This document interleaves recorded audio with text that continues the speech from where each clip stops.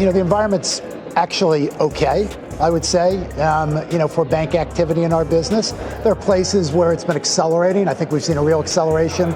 At midnight, while the New York Stock Exchange slept, $4.2 trillion quietly shifted hands. No alarms rang, no headlines broke. Yet when Wall Street woke up, everything had changed. The Canada Pension Plan Investment Board, better known as CPPIB, had suddenly emerged as Goldman Sachs's largest shareholder. In Toronto, Mark Carney, one of Canada's most influential financial minds, had every reason to smile, because in a single stroke, America's financial heart was beating in Canada's hands. Inside Goldman Sachs's Manhattan headquarters, panic spread. On the 43rd floor, CEO David Solomon stared at the same report for the third time. The numbers weren't changing. Canada now owned 12.7% of his company. This wasn't just investment. This was influence, real power. How is this possible? Solomon asked in disbelief. His CFO knew the truth, but kept quiet. Canada hadn't broken any rules. They'd worked the system, buying quietly, legally over months, until the numbers became impossible to ignore. But Goldman wasn't the only one blindsided. That same night, executives at JP Morgan, Morgan Stanley, and Bank of America were experiencing the exact same shock. Canadian pension funds were strategically placing themselves inside the beating core of Wall Street. The architect behind this silent takeover was Mark Carney. A former governor of both the Bank of Canada and the Bank of England, Carney understood something most politicians ignored. In today's capitalism, it's not the managers who hold the real power. It's the shareholders. Those who own companies, not those who simply run them, ultimately decide the future. And Canada had decided it was time to own. Back in Toronto, CPPIB CEO John Graham began his morning meeting with a simple phrase, "Operation successful. We now have a voice on Wall Street." That voice was backed by more than $4.2 trillion in assets. Money belonging to ordinary Canadian workers, teachers, and retirees. But under Carney's vision, this wasn't just a pension fund, it was a weapon. The first strike was Goldman Sachs. For 6 months, Canadians quietly accumulated shares, never buying too much at once, never drawing attention. But piece by piece, they secured enough to command respect in the boardroom. And when their representative finally spoke, the proposal was clear. Expand Goldman's presence in Canada. On paper, it was just a business suggestion. In reality, it meant America's biggest investment bank was now more dependent on the Canadian economy than ever before. The second strike was JP Morgan Chase. Jamie Dimon, one of Wall Street's most powerful men, suddenly found himself powerless. Canada had built its position legally, leaving Dimon with no ground to resist. At the very first board meeting, Canada's representative pushed for cooperation in digital banking, pointing to Toronto's booming fintech sector. Dimon couldn't say no. The plan made business sense, but every new partnership tied JP Morgan closer to Canada's financial system, another thread in Carney's web. The third target was Morgan Stanley. With an 8.3% stake, Canadian pension funds had secured enough weight to sway decisions. Their message? Invest heavily in ESG, environmental, social, and governance initiatives, where Canada already had global leadership. It was brilliant. Not only did Morgan Stanley funnel resources into Canada, but Canada's reputation in sustainable investing grew even stronger. The fourth move was Bank of America. This time, CPPIB joined forces with the Ontario Teachers' Pension Plan.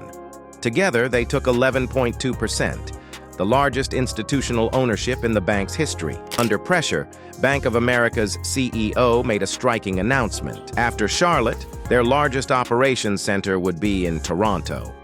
Thousands of high-paying jobs would now cross the border.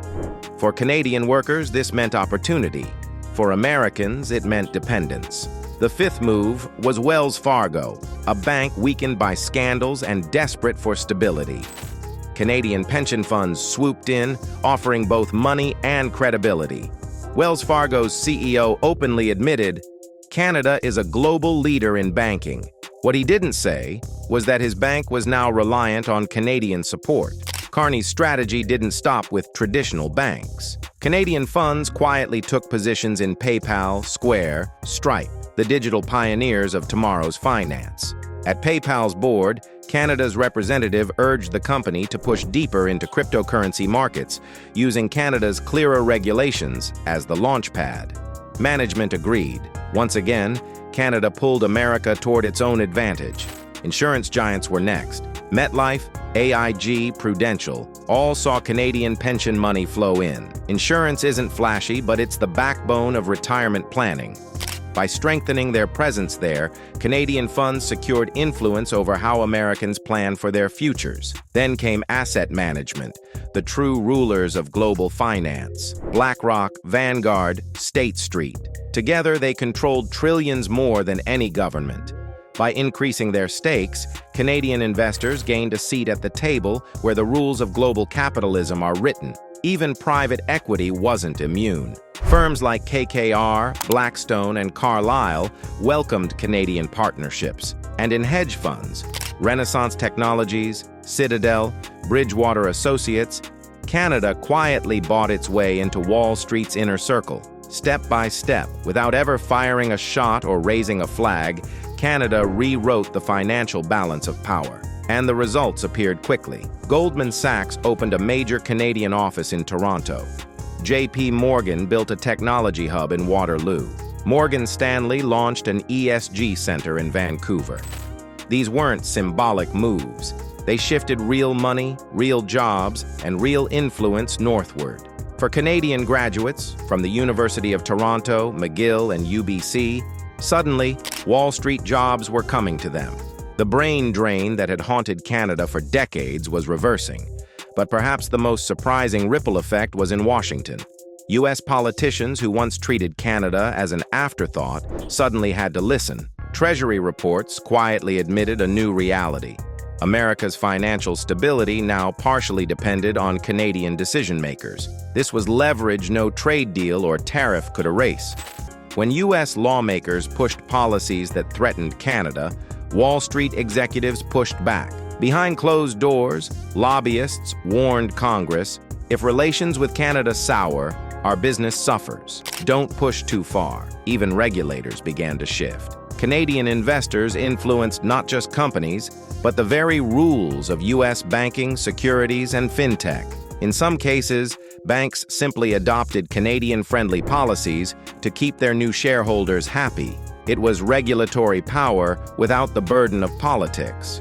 And all of it was fueled by something simple yet unstoppable: pension funds. Money meant for teachers, nurses, factory workers, and everyday citizens. Pooled together, it became a weapon, stronger than tariffs, sanctions, or military threats. Carney had proven a remarkable truth. In the 21st century, power isn't just about armies or borders. It's about capital. And with $4.2 trillion under management, Canada had quietly built one of the most powerful arsenals on Earth. The genius of this strategy wasn't aggression. Canada never stormed Wall Street. It never threatened or boasted. Instead, it played the quiet, patient game of ownership, step by step, deal by deal, until America's financial giants couldn't move without Canadian approval. For ordinary Canadians, it meant stronger pensions, more jobs, and growing influence on the world stage. For ordinary Americans, it meant the opposite. Decisions affecting their mortgages, jobs, and retirement savings were now being shaped by voices across the border. Wall Street had become dependent on Canada, and in global finance, dependence means power. So the question is, how far can this strategy go? Can pension funds truly reshape global power? And if they can, what does that mean for nations like the United States, whose financial sovereignty may now rest partly in the hands of their closest neighbor? I'd love to hear your thoughts. Do you think this quiet financial revolution is sustainable? Or is it a ticking time bomb waiting to explode? If you enjoyed this deep dive into the hidden battles of global finance, don't forget to hit the like button. Subscribe to the channel for more investigations into the power games shaping our world. And tell us in the comments, if money can shift power more than politics, what does that mean for the future of countries like America?